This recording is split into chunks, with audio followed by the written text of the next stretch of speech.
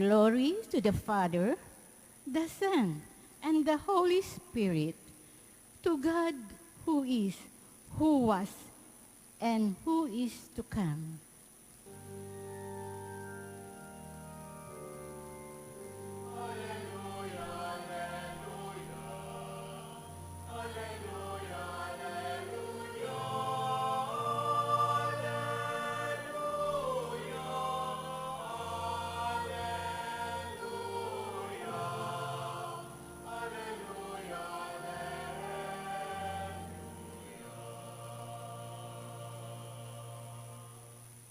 The Lord be with you. And with your spirit. A reading from the Holy Gospel according to John. Glory to you, O Lord. Jesus said to his disciples, I have much more to tell you, but you cannot bear it now. But when he comes, the Spirit of truth, he will guide you to all truth. He will not speak on his own, but he will speak what he hears, and will declare to you the things that are coming. He will glorify me, because he will take from what is mine and declare it to you. Everything that the Father has is mine. For this reason I told you that he will take from what is mine and declare it to you. My dear friends, the Gospel of the Lord. Praise to you, Lord Jesus Christ. Good morning po sa inyong lahat. Pakibati ho muna ang katabi natin ng good morning. And today, as I have mentioned, we celebrate the solemnity of the Most Holy Trinity. Sabi nga, ito daw ang the shortest prayer then, because when we do the sign of the cross, we pray to the Holy Trinity. Ang hiwaga, ang biyaya ng banal na sangtatlo. At ano ang binibigay ng banal na sangtatlo? Ang katotohanang may pagkakaisa kahit may pagkakaiba. There is unity in diversity. Isang Diyos sa tatlong persona. Alam na alam ng mga bata yan sa pamamagitan ng turo ng ating mga volunteer catechists at ng mga formators. There is one God in three persons. Bawat persona, Ama, Anak, at Espiritu Santo ay may angking pag-iral. Ang Ama ang tagapaglikha, ang Anak ang tagapagligtas, at ang Espiritu Santo ang tagapagpabanal. Iisang Diyos ang banal na sangtatlo. At sila ang patunay at gabay natin patungo sa pagkakaroon ng maayos, ng mabuti, ng payapang pagsasama kahit na meron tayong pagkakaiba. Alam niyo mga kapatid, madalas nating naririnig ito. Sinasabi nating dahil magkakaiba, kaya magulo. Ang dahilan daw ng gulo ng away ay ang pagiging magkakaiba natin. Magkakaiba ng ugali, magkakaiba ng kilos, magkakaiba ng paraan, magkakaiba ng iniisip, magkakaiba ng gusto. Sa pamilya na lang ho natin, no? Dahil nga Holy Trinity ngayon, sabi ko kanina, BEC Sunday din po ngayon. Mamayang 10 a.m. ang BEC Mass. We also celebrate the BEC Sunday.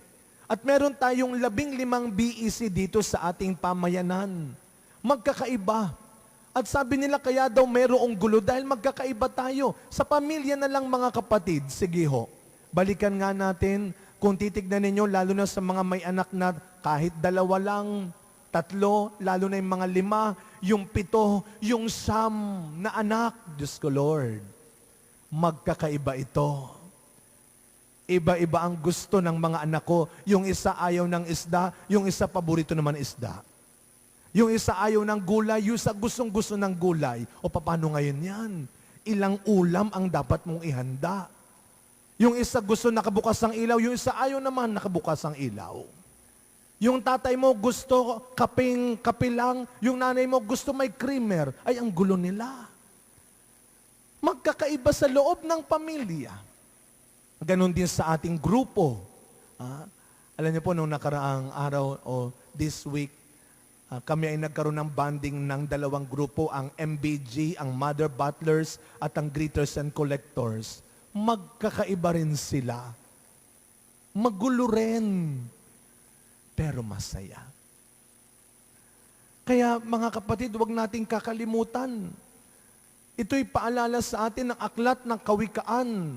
Sa unang pagbasa natin, bahagi na po, kasama ng kwento ng paglikha ng Diyos sa mundo, ang pagkakaiba-iba.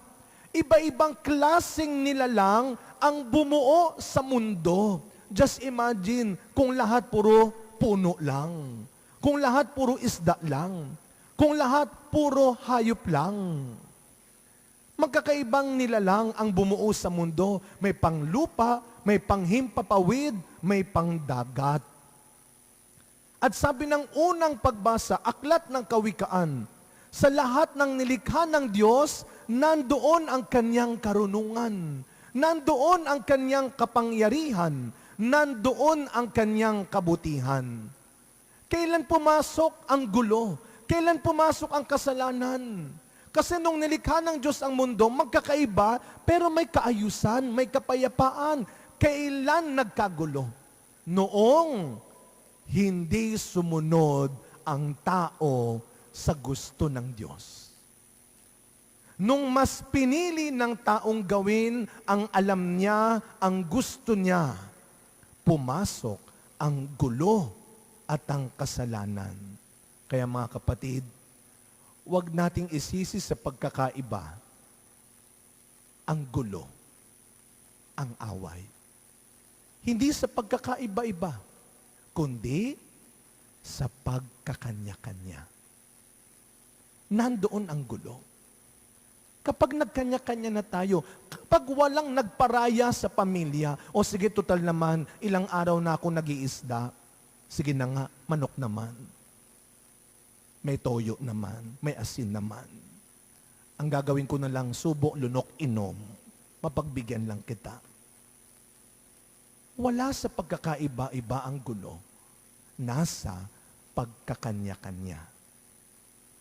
Alam niyo po, kaya maraming mga kabataan ngayon nagsisimba. Ngayong linggo din po ang kanilang humahabol tayo ng sports fest bago tuluyan silang bumalik sa eskwela. Merong sports fest ang ating mga kabataan ngayon, ng ating PYM. At may ilang team na sigurado bubuuin. Ilang team ang maglalaban-laban. Pero paalala ko sa mga kabataan, huwag masyadong karirin. Certificate lang ang premyo. Huwag masyadong karirin. Merienda lang ang pantapat namin. Bubuo kayo ng team. Ikanya-kanyang team. Pero maglaro kayo bilang isang team. OLAP. Team. Team. T-E-A-M. Together, everybody achieves more. Together, everybody achieves more. Sabi nga, pag naglalaro, huwag kang tameme. Makiisa ka. Sumali ka. Kumilos ka. Pero, huwag ka ring bakaw. Huwag laging ikaw. Huwag laging sayo.